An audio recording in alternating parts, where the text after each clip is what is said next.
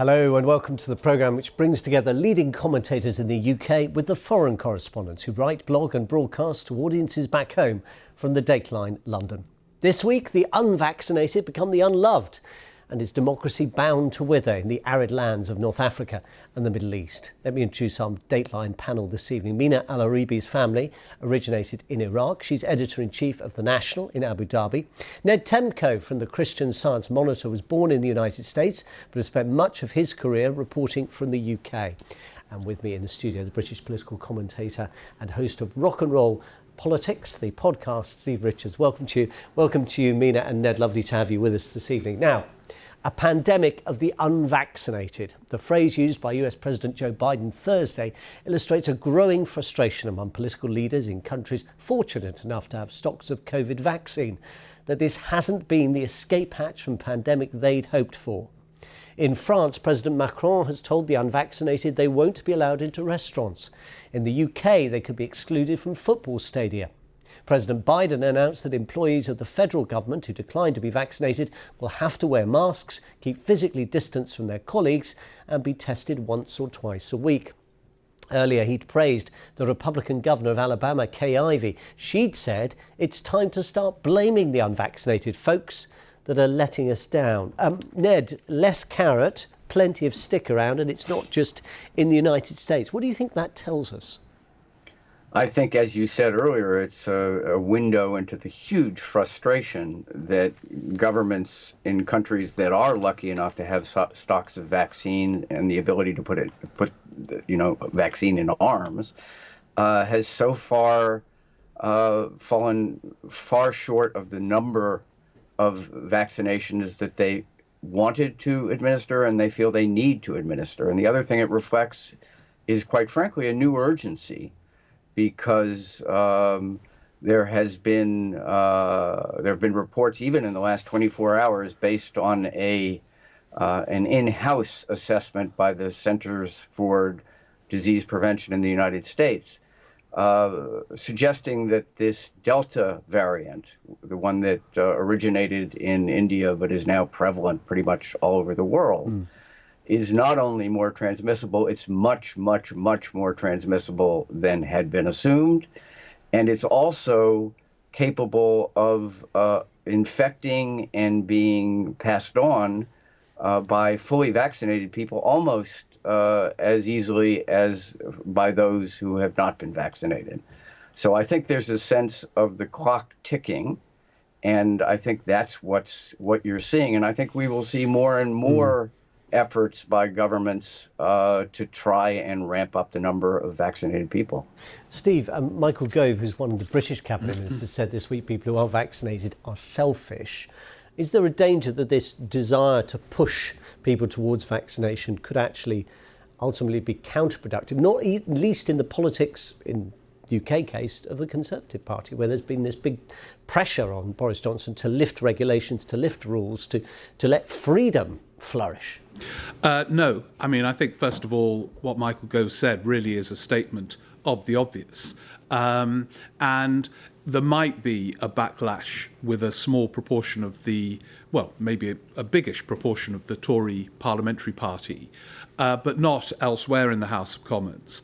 So there's two separate issues: the politics of it within the Conservative Party and what needs to be done to vaccinate younger people who are reluctant, and what needs to be done. And here, even the libertarian-ish Boris Johnson seems to be in agreement, is they need to get those vaccinations. Now here, the government is sort of doing it by saying, if you don't, you might have to show a vaccine passport in nightclubs and so on. There needs to be more of that, clearly, as we are seeing elsewhere in France and other places, the United States, with talk of $100 to get vaccinated, to make sure we don't get an epidemic of the unvaccinated. So it seems to me he was making an absolutely straightforward observation.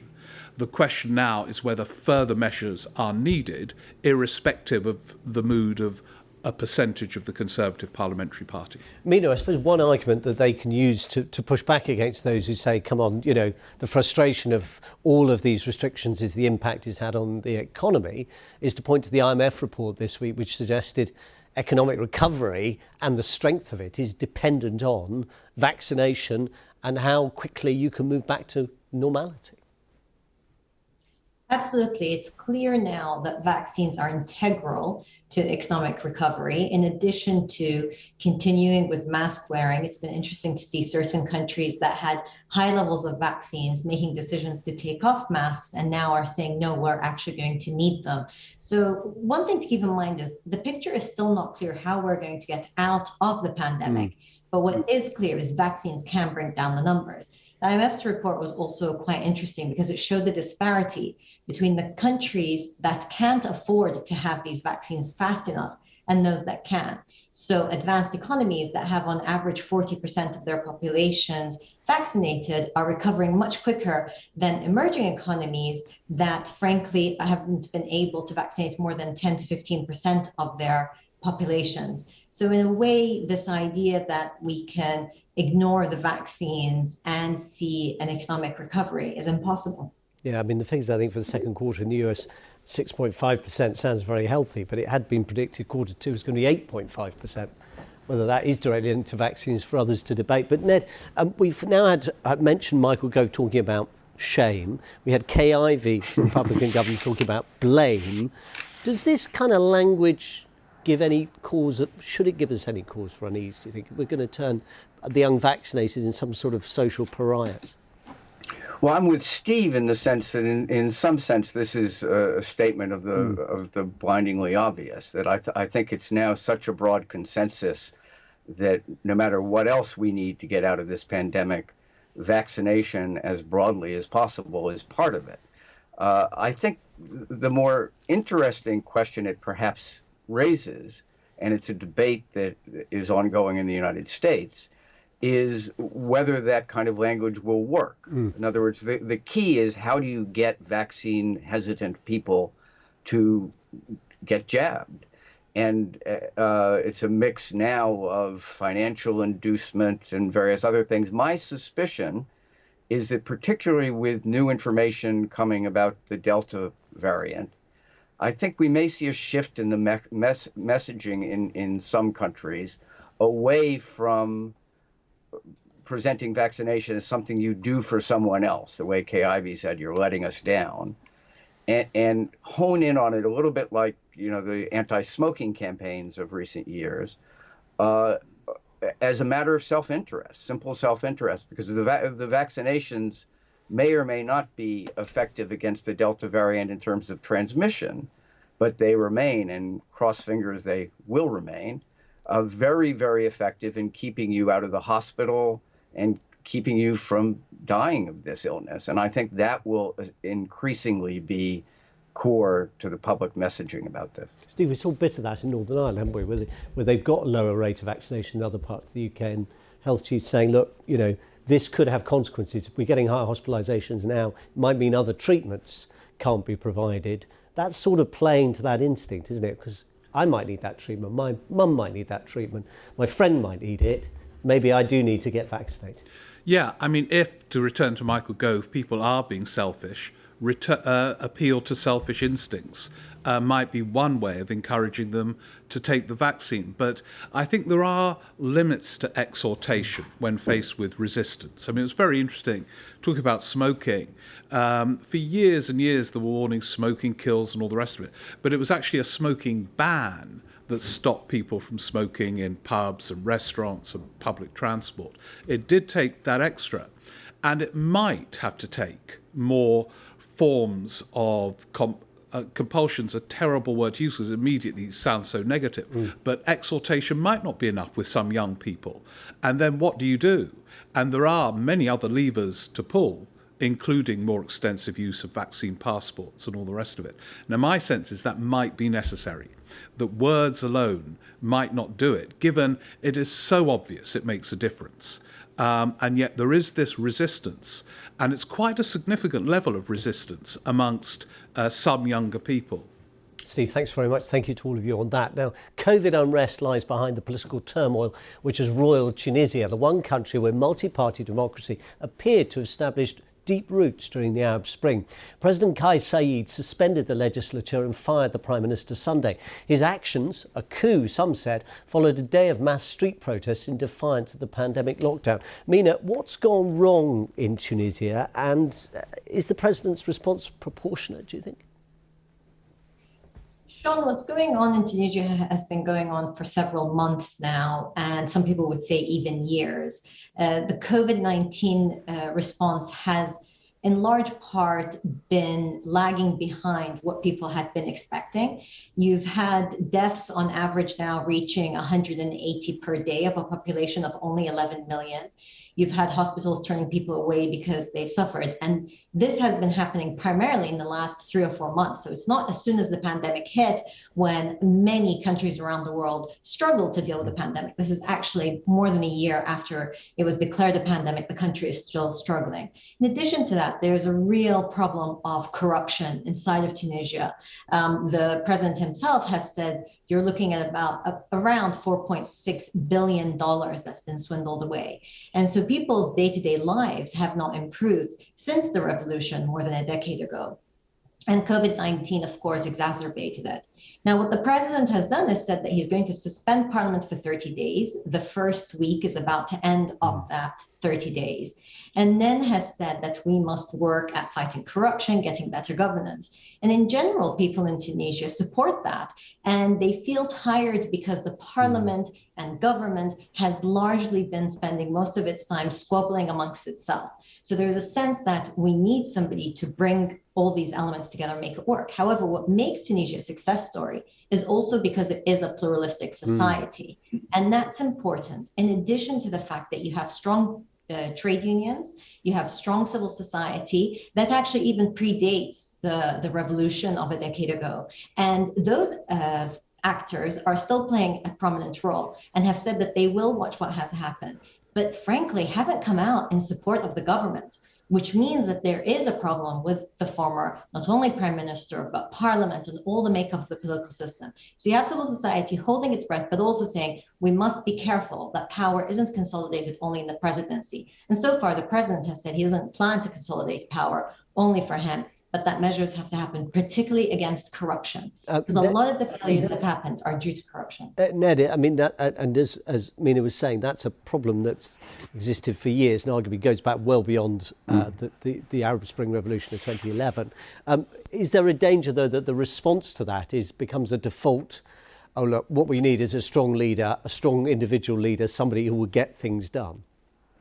I think there is, and I think, and I hope we can take at face value the president's words that he doesn't want to consolidate power in his own hands. But I think Mina's right. The trade unions, other civil groups will, one hopes, be keeping an eye on this because for all its faults, Tunisia was the last semblance of a functioning democracy, although it didn't function very well.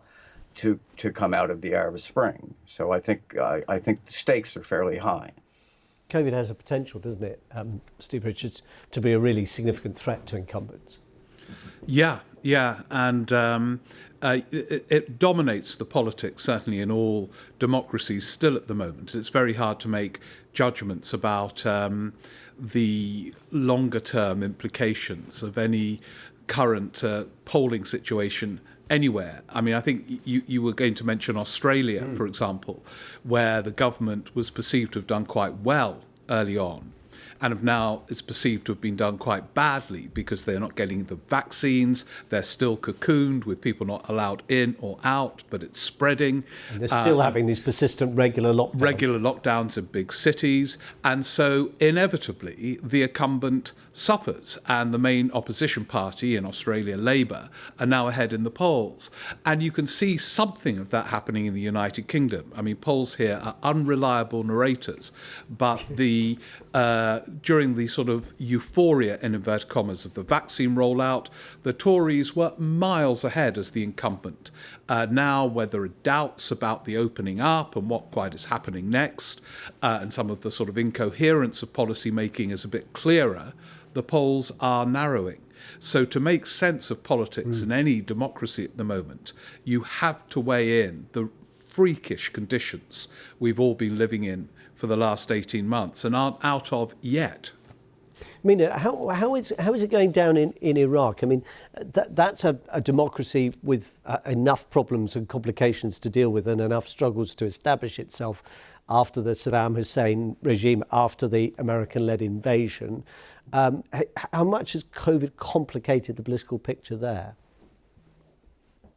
Well, it's complicated people's lives incredibly. The political picture, as you know, and as you mentioned, is already quite difficult. But we've seen again how corruption and mismanagement leads to people losing their lives.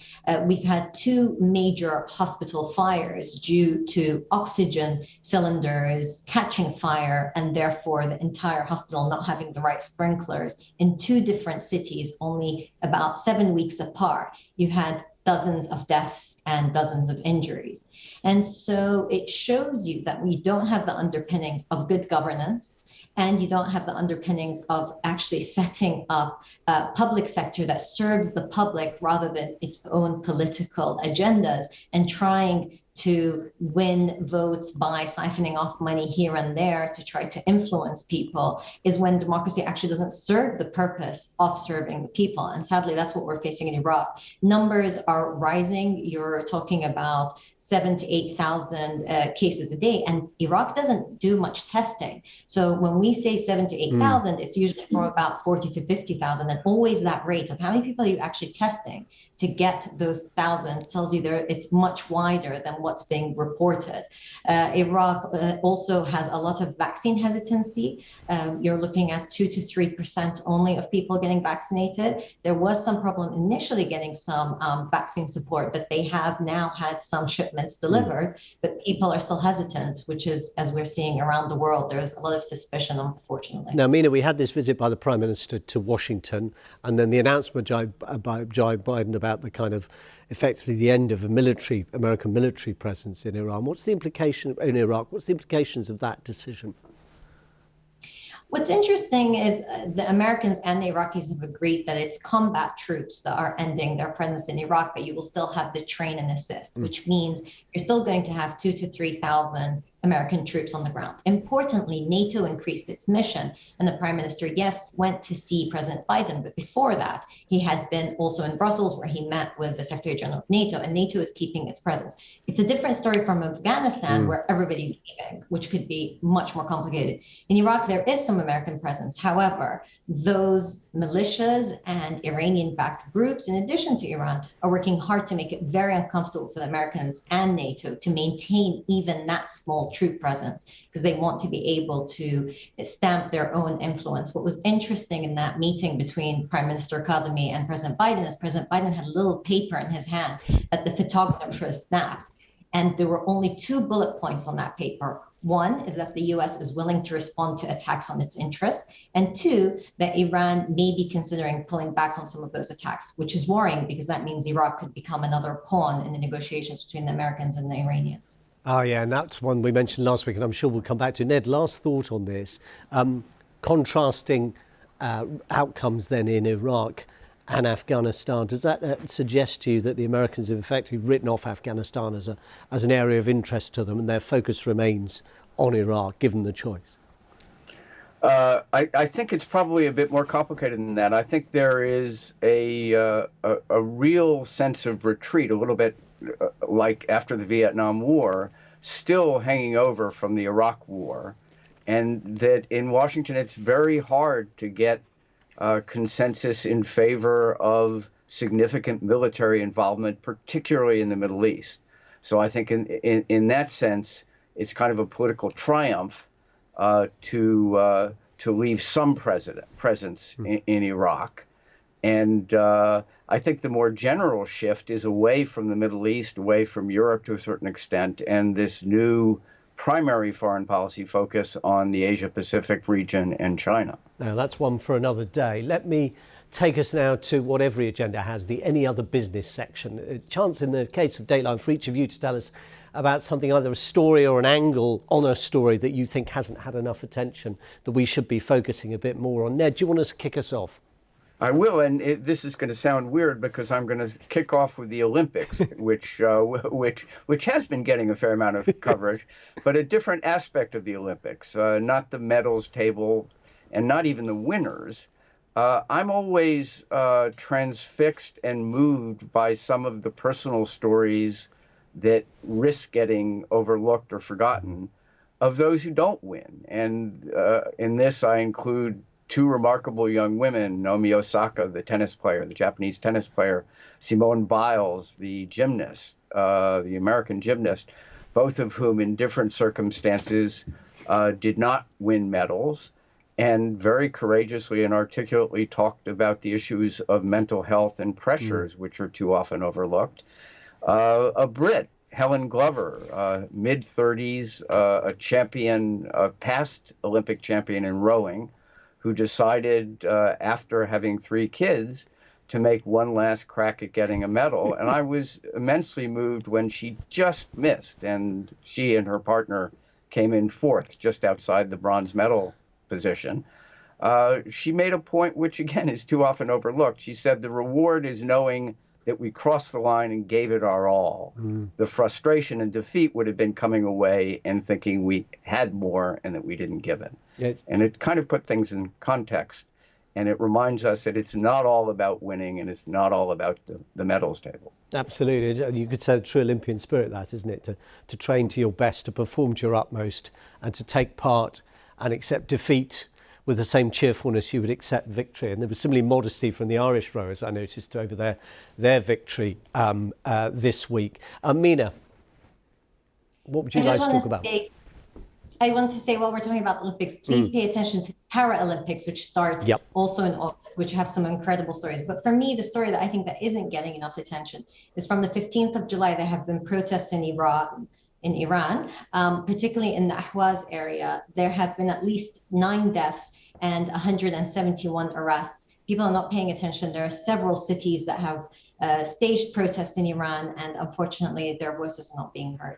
Roger Boyes in the Times, Mina, newspaper this week, was saying that he thinks the era of water wars could be upon us sooner rather than later. I mean, Iran aside, do you feel some resonance with that? Do you think that sense of wars over natural resources, essential natural resources, not just land, are likely to become more of an issue in the coming decades? They already have. And yes, I mean, Iran, a lot of the protests are because of the water droughts where people are facing incredible shortages. But you see that in so many parts of the Middle East, but also beyond. So water wars and that fight over natural resources for actual survival, unfortunately, are only going to increase, of course, with the impact of climate change too. Yeah, we haven't spoken specifically about climate change. We talked about that a bit last week in the context of the German storms, and the unsettled weather continues in many parts of the world. Steve? Yeah, the new head of a body called NHS England was appointed this week. Now, for England, that should be a huge political story because, in theory, NHS England runs the legendary NHS, much talked about in the UK during the pandemic. But there is a question to how much this new head, the current deputy, Amanda Pritchard, how much power she will have. Because the government is held to account for the running of the NHS. So the health secretary, in theory, is going to take more power back with some reforms going through government at the moment. But is the current new health secretary keen on that idea? If not him, who does hold full account for what happens in the NHS? And whenever the question is posed, who is responsible for what? Who is in charge for what? Of any institution, be it the BBC, a football club, the NHS, there's trouble ahead. And it hasn't been clear for a long time, the divisions of responsibility. At the COVID Downing Street press briefings, which used to happen in the UK twice or 3 times a week, there was never one where there was a health secretary and the head of NHS England standing together, because they wouldn't be sure which of the two should answer the questions, because they are both theoretically responsible for a lot of it. And terrifying if they gave contradictory answers. Yeah, or both started speaking at the same time. So these blurred lines of responsibility will be a big issue in reflecting on what happens next with the NHS and the role of NHS England, so supposedly theoretically powerful, will be in question, as it really has been all the way through, this dance between elected politicians and those non-elected people they ask to run the NHS. And as I say, this applies to so many institutions in England in this era. And when the question cannot be coherently answered as to who is responsible for what, say, trouble ahead for any institution around the world where that question can't be answered. Steve Richards, Mina Alaribi and Ned Temko, thank you all very much for being with us on this week's Dateline. Lovely to have you all with us. Thank you too for being with us for Dateline. That's it this week. I was just reminded when Ned mentioned Helen Glover there, the British Olympic rower who won gold in London, won gold in Rio and came fourth this time. He said, a lockdown project that's gone too far from all of us. Goodbye.